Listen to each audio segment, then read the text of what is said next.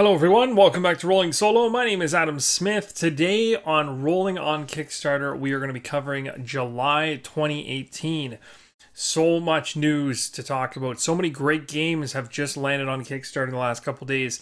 It's very exciting. It's also a very painful month for most of us as we have to try to make hard decisions on what we want to purchase or put our money against when backing these projects. There's so many good ones, it makes it extremely tough. So the purpose of this particular video here is going to be to really focus in on a handful of them that I really want to point out.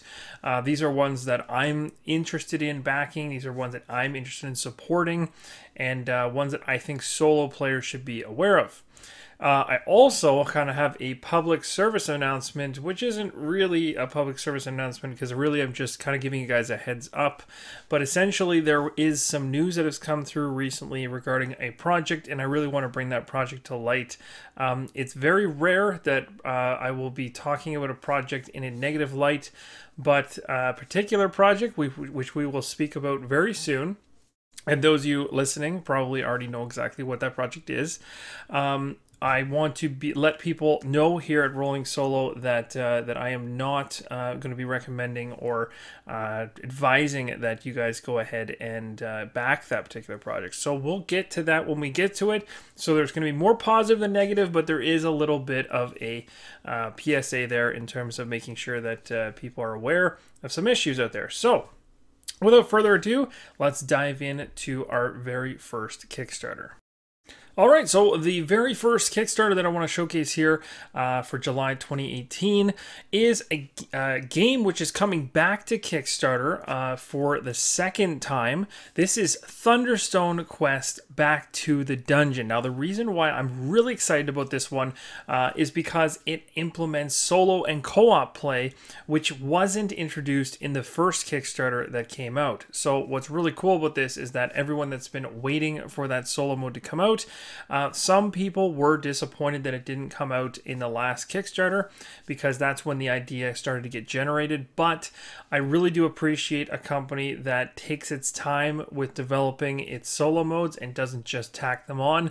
So with this particular project, instead of just releasing it to the masses due to demand, because nowadays on Kickstarter solo is being asked for more and more, the great thing about what they did here was they knew they were planning on adding additional content to Thunderstone Quest, and they decided to come back with another Kickstarter a little bit after the first one fulfilled, and then now add the solo mode in with that time frame, giving some testing, or at least giving that window of time between the first and the second Kickstarter for them to test and work out the bugs of that solo mode. So that was really smart on their behalf.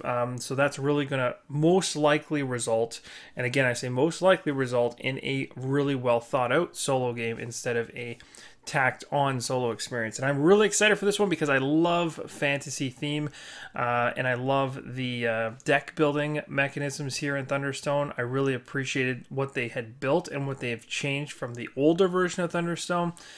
So this is one that I highly recommend. So right off the top, definitely put this one on your watch list. It's already got a massive backing here. Again, these are Canadian dollars, so forgive me. So this is 327,000 in US funds. Blew away its goal, of course, and has just started and has over 3,000 backers. Still has a full 30 days to go. So you got tons of time to make up your mind as to whether this is something you want. What's really cool is on Rolling Solo right now, my channel, I do have a giveaway going for a full champion level pledge for Thunderstone Quest. So one lucky person is going to walk away with the champion level pledge, which is this pledge right here, which is literally everything from their first Kickstarter. It's going to be shipped to you, sealed, and everything like that. Nothing to worry about in terms of shipping, things like that. It's going to be delivered right to your doorstep, brand new. And again, there's no wait on that one because it doesn't rely on the Kickstarter that's currently going to fulfill, because that's already been created from the first one and deliveries have already happened. So That's really exciting. The end date for that one, if I'm not forget, I gotta almost try to remember this. So this one funds, that's right. So this one ends on August 17th. I believe, if I'm not mistaken, it's either the 13th or the 14th that this one is ending. My actual giveaway is ending. So it gives everyone that's going in on this particular project for Thunderstone Quest a little bit of time before I go ahead and announce the winner, so that if you don't happen to win, you can back the project, or if you do win, you can jump out of the project. But enough about the giveaway. If you haven't seen it or heard about it so far on the channel, you can find it in my giveaways playlist. It's the #1 video, the very first one you'll see. So talking about Thunderstone Quest here, again, the solo mode hasn't been released all that much yet, so I don't know too much about it. I'm giving it a high recommendation due to what I saw from the original box and opening it up, playing through that. Of course, I was playing that in not a solo mode because solo capacity wasn't built in. I did, however, though, see pictures and some videos of the solo mode in action during its development. So that was really exciting, but I haven't personally had a chance to use the solo mode yet, so this is really going to be my time to also research into this to be sure this is exactly what I'm looking for as well. Again, what's coming in with this is there's the champion reward, the barricades mode. This is the mode that they're calling their cooperative or solo play mode. So this is what's going to give you all the pieces you need to make your game go from a 2+ player game to a solo player game. So this is the kind of stuff you want to focus in on. And then of course they're also adding more quests, because that's what Thunderstone Quest is all about. If you didn't know from the original Kickstarter, the box is massive. There is extra rows for you to go ahead and add more content. So in other words, there's 4 containers inside of this particular box. 2 of them are filled to the brim in the champion pledge, and 2 of them are empty. So the other 2 that are empty, you can basically start lining it with expansions, and that's exactly what this Quest 6, What Lies Beneath, will do, is add into that pile. So you got the game rules here. So it says the game rules, of course, for the base game are out. And it says right here we have produced, and this is actually an update that happened really recently. So this wasn't there the last time I actually looked, but it says print and play for Barricades mode is in final editing, and they'll have it posted by the end of day today. Now that's the 17th, so that is actually today.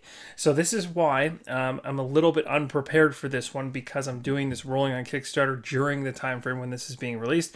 So this information is just getting into the wild. So when you guys are seeing this video for the first time, it likely already has been sent out. I highly recommend you check out the rules for this so that you can get an understanding as to whether or not this is something you want. So this is huge for them to be implementing this into this game. It's just such a fantastic game. I love it so much. Even playing it off camera with friends, but now I think when the solo mode is just gonna knock it out of the park. So anyway, high hopes for this one. And again, a very solid company, a very respected company in AEG, so nothing to worry about in terms of your money there and things like that. Again, make sure you do your research, make sure it's in your wheelhouse, make sure it's things you like. It's a deck building game, so you gotta like those types of things. Add-ons, of course, there's some add-ons on here and things like that, but there's nothing more else to talk with this one. This one has been around for quite some time, so most people are familiar with it. So that's gonna pretty much wrap up the first one, which is Thunderstone Quest Back to the Dungeon from AEG. All right, coming in at number 2. Again, this is not a top 10 list. Kind of sounds like it is based on how I'm doing this. I'm going like 1, then 2. No, it's not. It's not ranked in order by what I think is best. I'll tell you that right now. I literally am just, at the moment for this particular part of the video, I'm just going through the most popular titles that I'm interested in, and then I'll be going through some new stuff that's less near the top in terms of money and backers. So second one here I want to cover is called Cthulhu Death May Die. So this is from Simon Games, and again, it's got a connection with Cthulhu, of course, the mythos, H.P. Lovecraft's work, all that good stuff. So this is going to strike a chord with people almost. It's tough to, I don't know how to exactly put this into words. When Simon comes out with a zombicide game, some people love it. Because it's more of something they love, and some people grow tired of it. And I think this kind of happens with Cthulhu and the mythos and all this kind of stuff as well, because when these titles come out, there is a little bit of hesitation as to this has been done before and this area has been covered. but then people are a little bit forgiving because it's a company that has a really high quality standard in terms of miniatures and production. So when a game that's based in kind of a investigative adventure, kind of the end of the world type scenario, when a company comes along that's really good in your mind at capturing that and putting that on the table in front of you and doing a really good job of it, there's a lot of people that even just looks alone, CMON, will do a really good job of portraying Cthulhu and bringing that to the table in a way that is appeasing to the masses, I guess. So the thing is, there's going to be some people that are going to look at this one, they're going to go, this is familiar territory for me, I'm out. There's people that are going to be like, oh, the miniatures are amazing, that's the only reason I'm here. They're going to grab it. Then there's going to be people that are actually interested in the gameplay and the miniatures and kind of the whole package together. And that's kind of where I've landed. At the beginning, it was, ooh, miniatures. But then as I looked at the gameplay a little bit more and more, I got a little bit more intrigued by what was going on there. And I realized really quickly that it really isn't another rehash of a similar game mechanic with Cthulhu tagged on. This one really is about, instead of it being more of a mystery and something that's not revealed and you're trying to figure out what's going on until the very end, but your investigators are kind of stupid. So think of Eldritch Horror and Arkham Horror, where it's almost like you have a individual like a cop and he's just, he's kind of like got his head in the clouds. He doesn't really realize that Cthulhu is coming for him. But then one day he goes nuts and realizes, oh my goodness, I've only got 20 minutes to live, and he's got to do everything he possibly can before he goes crazy. That's essentially kind of the vibe we've gotten in board gaming for this type of theme.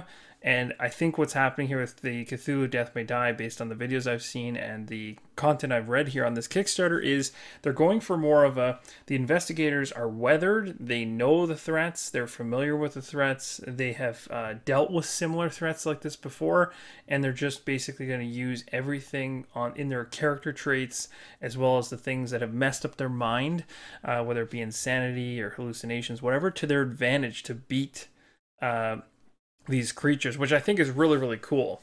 So that's a whole other conversation. So next, I just kind of want to go through this page really quick so you guys can get an idea of what's going on here. But one thing I want to make mention of is the fact that there was an absolutely insane period of time when this thing launched, something that I've never seen before.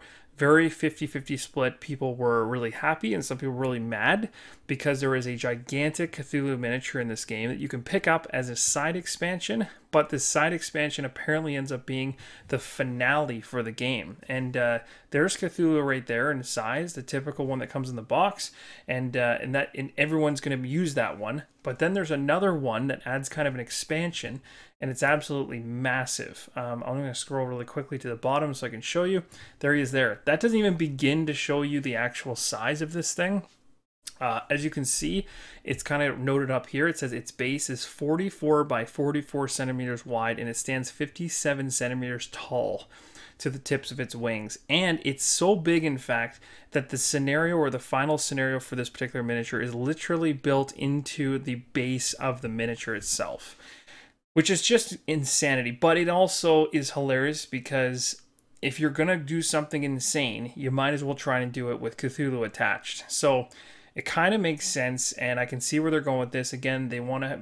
CMON is known for kind of having the biggest miniatures on campus type thing. There's a lot of companies that have been pumping out really big miniatures lately, and I think they want to take the title back. The way that things have been going with Kickstarters, I wouldn't be surprised if at some point in time we start seeing human-sized miniatures, like maybe 10 years from now. I really hope not, because I can't imagine what the shipping would be on that. I think I'll pass on those ones, but this thing is still massive. So if you can actually go on to, if you go on Twitter and check out Eric Lang's Twitter feed, I believe he's even posted pictures of it for scale, and it's just insane. And some of the videos here on this Kickstarter show it as well. But anyway, long story short, this thing adds a total of, as you can see right here, an extra $150 to your pledge in order to get. So $150 US in order to get that massive miniature, but it's not just a miniature. actually has a full-on scenario or exclusive expansion built within. So what kind of happened at the very beginning when this thing busted through the gates and started was this 220 pledge right here. 250 people got in the door right away, grabbed the pledge, and then it said reward no longer available. Well, the problem with that was CMON wasn't super quick with getting the next level available and up, because what they were doing was essentially actually adding another pledge level every single time the previous one would sell out. They would add another pledge level, they would up to pledge by $5, and they'd also change the estimated delivery date by a month. So what they're doing there is they're kind of staggering essentially their production of this miniature throughout many months so that they don't get screwed over based on the massive amount of work that's involved in creating 250 of these humongous Cthulhu miniatures. Because if you make a promise that everyone's going to get it July 2019, you're going to have a ton of angry people. So what they did was they kind of did 250 for July 2019, then they went up by $5, 100 for August 2019, and kind of continued that all the way through the end of 2019, and then finally eventually they came to a conclusion that March 2020 is going to be the furthest they'll go, and they stopped. The downside of that is people were seeing an increased price as things went along. At a certain point it stopped. I think January 2020 was where it stopped at 250, and then from then on it didn't matter where you got in, it was just 250. But it went from essentially 250, let me see here, sorry about that.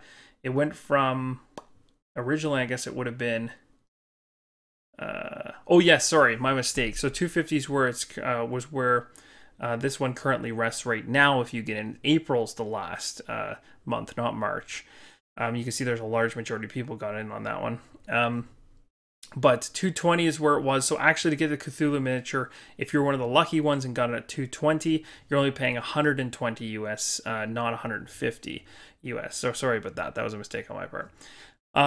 But yeah, so 120 US is actually not that bad for the size of that beast. But as the price went up, people started to complain. So the comments started filling with a whole bunch of people that were going, this is outrageous.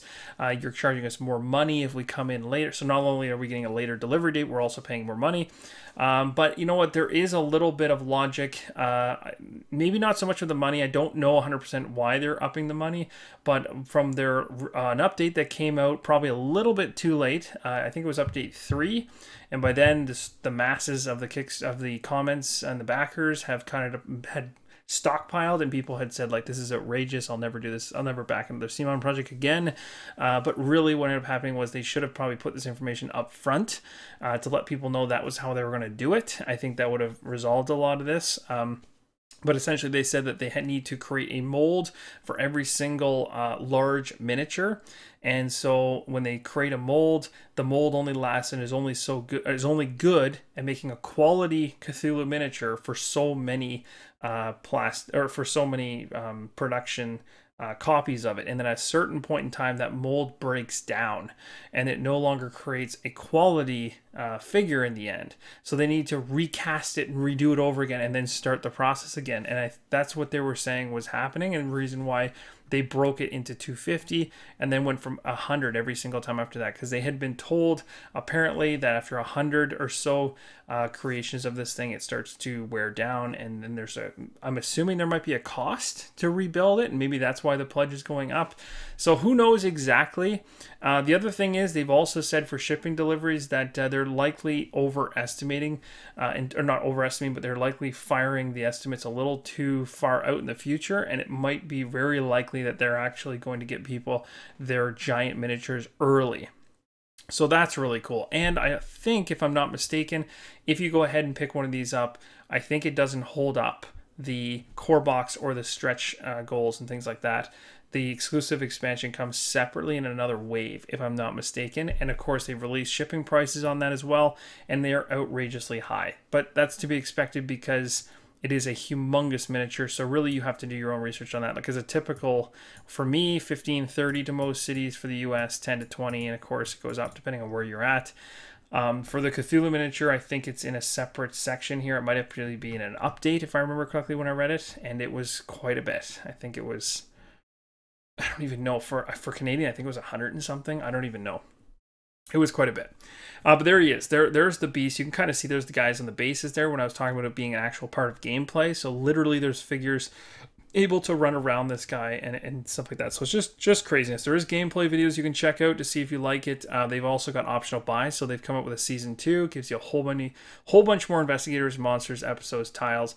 Anyway, long story short, this is definitely soloable. You can definitely play this game solo, and this is one for me that I'm definitely going to jump in on because of the fact that I just love the mythos in general. I love H.P. Lovecraft's work, and so this is going to be one that I want to try, and I want to try to see if I'm going to like it. It's a big investment to try something like this, but this is one of the ones I had my eyes on. Again, I love Arkham Horror, the card game, so that's kind of what's pulling me into this. It's like, cool, I can get a miniatures-based game. Love Mansions of Madness, but to me, this is going to give me more of a Zombicide-esque with a little bit more meat on the bones game. Because I've also watched some of the gameplay videos, and I really think it's interesting. It's unique. There's a lot of interesting things going on there. I think I think it's something worth looking into. So that's pretty much all I'm going to say about that one. Let's move on to the next one.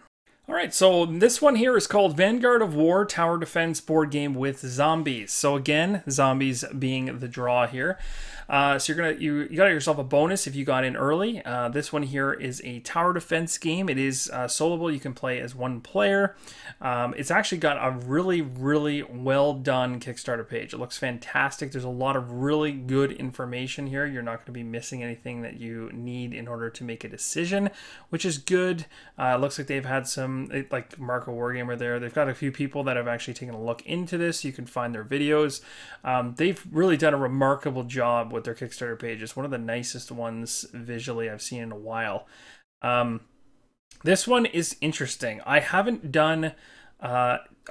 watched too many of the game mode videos that you're seeing here on the screen, so those are the ones that I kind of want to check out to see whether or not this is something that I'm going to be interested in. I truly don't have any tower defense games. I know they're extremely popular on PC, on your phone, all that kind of stuff. I've just never really been drawn into doing that solo, but I can totally see how it would be a very popular thing to try solo, because really at the end of the day, you're just fighting off waves and waves of enemies and things like that. So anyway, it's a massive project. So again, this one is going to be a tough one because these Kickstarters that are coming out right now are not cheap. So it's going to be very hard to make a decision as to which one you want to go with. It's really not possible to get them all unless you just have so much disposable income. Well, it's just not fair. And if you do, you should probably send it to me or send it to somebody else. Be generous. I'm joking. But essentially, if you can afford all of these, well, you're going to have yourself a great Christmas. But for the majority of us, this stuff is not cheap. As you can see, like their biggest all-in pledge here, I think it said like, yeah, 350 US. That's a good chunk of change. I mean, granted, you're getting a ridiculous amount of miniatures and content and stuff. But again, do your research on this one. This company here has created 5 games in the past. So Load the board game, Vanguard of War, Reload, Chronicle X, and Vanguard. I didn't do that checkup on AEG or on CMON because everyone knows what they make. They're very, very familiar. But these guys are relatively new still. They've only done 5 games on Kickstarter. So it's always good to take a look into the past and see what a creator has done. That's always a good way to look into things to see whether their previous projects have funded, failed, done well, delivered on time. It's a great way to look back in history. So this is one to keep your eye on and one I'll be looking more into in the near future. All right, so this one here is a game, or a game to pick a game, essentially. That is the name of this one, and it's by Josh and Adam Carlson from Chip Theory Games. I want to let you guys know right off the hop, this is not a solo game. This is not meant to be solo in any way, shape, or form. It's just a really tiny way to basically make decisions with family and friends on what game to play. But it kind of does it in a fun way. So this is one I don't want to focus on too long because it doesn't really cater into the solo crowd here in this community. But it's one of their, I'm just a fan of Chip Theory games in general, and this just sounds like a really fun way to actually resolve a problem that most of us solo gamers don't actually have to deal with, because we have the wonderful advantage of just saying, hey, we want to play Too Many Bones, let's put it on the table and play. whatever you want to play, you just get to pick whatever you want to play, and no one gets to say otherwise. But if you have, if you're not a solo gamer, then I guess the sad state of affairs is you're going to sit there and have to pitch your case as to why your game is the best. So this is just a way that you can play a game to pick a game, which sounds pretty cool. So enough about that one. Let's move on to the next one. All right, here we go with the elephant in the room. This is the one I was referring to at the very beginning of this video, called Overturn Rising Sands. Now, in my last Rolling on Kickstarter video, which was in June of 2018, so last month, I talked about Overturn Rising Sands as being a very interesting game that looked really good and had real good potential in terms of being something that looked like it was going to be fantastic. I saw terrain here that looked like it was kind of alive, miniatures everywhere. It had solo built into it from the get-go. Everything looked fantastic. However, on the side here, I got a whole bunch of messages from a bunch of people that are on and following this Kickstarter, as well as just researching into Kickstarters in general. And they told me a couple things that seemed kind of off about the project. Now, at the time, I took what they said and definitely respect what they said, because a lot of these people actually looked into this stuff in the background and found out some really good evidence. But I started to kind of say, well, I'll give it some time. We'll see where it goes. And as time went on, this Kickstarter just continued to mount and mount and mount evidence against it that it's really running towards what looks to be a potential major scam. This is like one of the first times I've ever seen a Kickstarter in its window of development that's been so blatantly obvious with its scamming or its plagiarism or its intent to basically, I guess, take advantage of individuals who are hoping for a good product in the end. Like typically this stuff is, they're not gaining this much money, but 159,000 sounds, and this is Canadian of course, sounds like not very much. It was much higher than this before, but you can see even as we're recording the video now, it's dropping like a rock, and that's because backers are coming into the project, they're realizing what's going on, and they're getting the heck out. This has been mentioned. I sent out a tweet myself about this. I've put this up on my Facebook page. I've also seen Board Game Geek has gone ahead and mentioned this, and this has been spreading like crazy as essentially the community is trying to warn all of the other individuals, which there's about 1,172 of them, to get away from this project. Now, granted, there's a number of these backers here that are in for the dollar pledge because they simply want to be part of this, which is essentially making everybody aware that's still backing the project to get out while they have a chance. So essentially what's going on here is you've got all this information being posted. People have basically created pre-made messages to paste in here to show people how to get out. There is a document which has been thrown around, which is putting all the evidence into one place, and it's this one right here. And it's actually, if this will actually let me work, no, it doesn't actually work. Of course it doesn't. Let me just go back here. I'll try to find the actual working link. This particular person that cut and paste that one did it incorrectly. So let me see if I can find. Here we go. This is the site that I checked in on to find out what they were talking about. This is a rule book that Overturn put out, and this is a comparison to a game called Massive Darkness by Simon. And people were losing their minds over this because they're saying it's majorly plagiarized. Now, the company didn't have a rulebook out during the Kickstarter, and then all of a sudden released one after they said they were working on one. And this is what they released, a rulebook that literally looks like a carbon copy of Massive Darkness. This, among a ton of other things which have been listed, you can see them in the comments section, are reasons why you should not back this project. And this is the reason why research is so important, and there's as much as I can tell you a project is good because it looks good to me, it looks good to anybody in the board game industry. They can advise you that, hey, this looks like a good project or a good project on Kickstarter, check it out. Always do your own research. Don't take what people say as at face value. Make sure that you're looking into it, because as you can see, there's a lot of us that got fooled by this. I literally, at the beginning, back when it first started, I thought it was a good bet. It looked good. I was a little leery of the fact it was the first created project by them, which usually typically rings a couple bells in my head that go, huh, a little sketchy, but you give them a little bit of the benefit of the doubt, and you know, it didn't take too long, and that doubt kind of blew away any hope I had for this game being good. So you can read through this thing. This is not even the half of it. This thing goes on forever, and it just states everything. It shows where Overturn took certain sections for their Kickstarter straight from other Kickstarters like Conan, or over here they took a whole section on the refund policy from Conan. Here they took some stuff from Mythic Games and literally changed it and pasted it inside of their Kickstarter. They literally took the logo for their studio and based it off the Firefox OS logo. Like, it's outrageous how much duplication is going here. Here's another example of the comparison to Massive Darkness in terms of structure, format, everything. The only difference being they changed the title, the name, and some of the description. But you can tell, and here's a pledges per day. So again, very much hyped up in the first couple of days. People were looking at this going like, this looks really cool. Looks like it's got a lot of potential. Soon as things started getting sketchy, the rulebook never showed up. They found out where these individuals were residing. They found out a number of plagiarism accusations were true. This thing kind of stalled out, and people were like waiting and waiting, going like, I'm not spending this much money if you're not going to give me information. And then all of a sudden, the plagiarism kind of comes out and the information comes out, and this document came out, and among other people, this thing is a massive dumpster fire at this point. So really, to be totally honest, this has gone off the rails. There's no other way to say it. It's bad.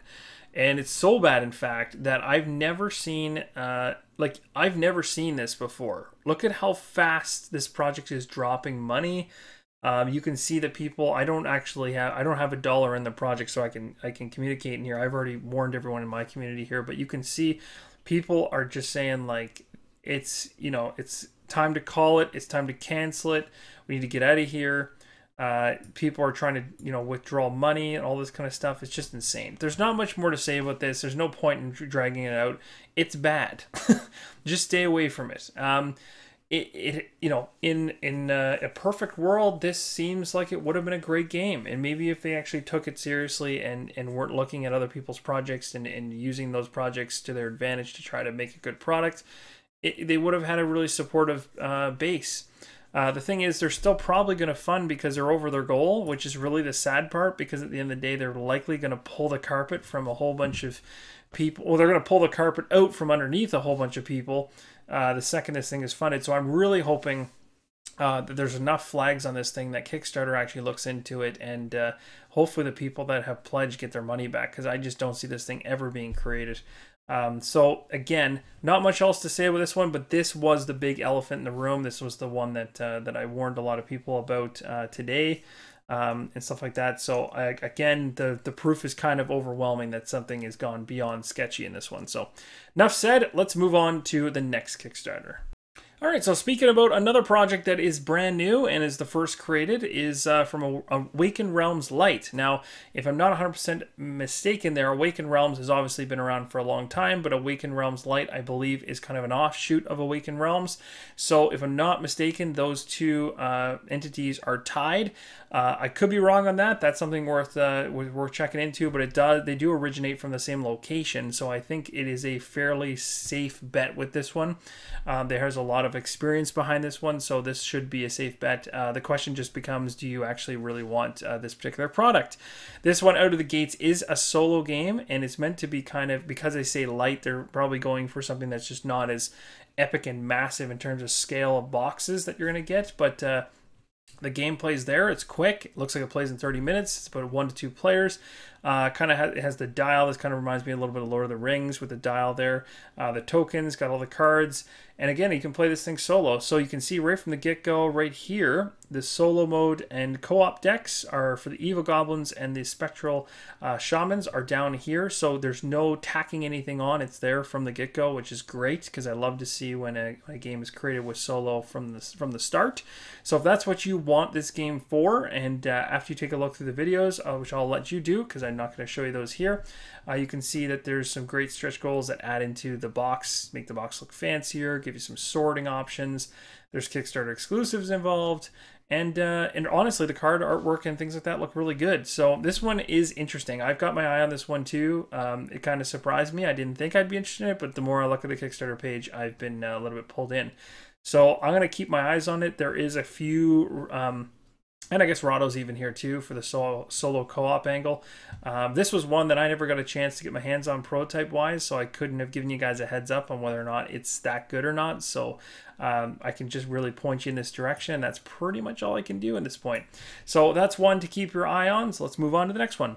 All right, so last but not least, I want to focus in on Jetpack Joyride. This one comes from Lucky Duck Games. So these guys actually are the creators of a game that I actually featured on my channel, Chronicles of Crime, if you guys remember. So this is a company that has had a lot of successful Kickstarters go through and delivered. So this is a very safe bet.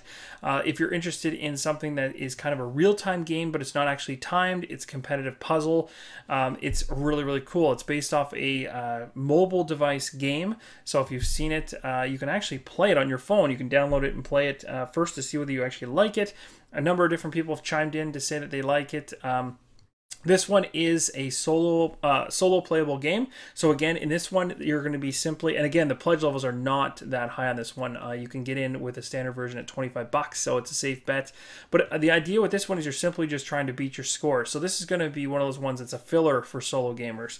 If you're looking for something that's going to be seriously deep, which I've already covered a number of those ones earlier on this video, this is the one I'm putting in as kind of the filler game, the one you just have only 20 minutes to play, 15 minutes to play. You want to see if you can beat your high score.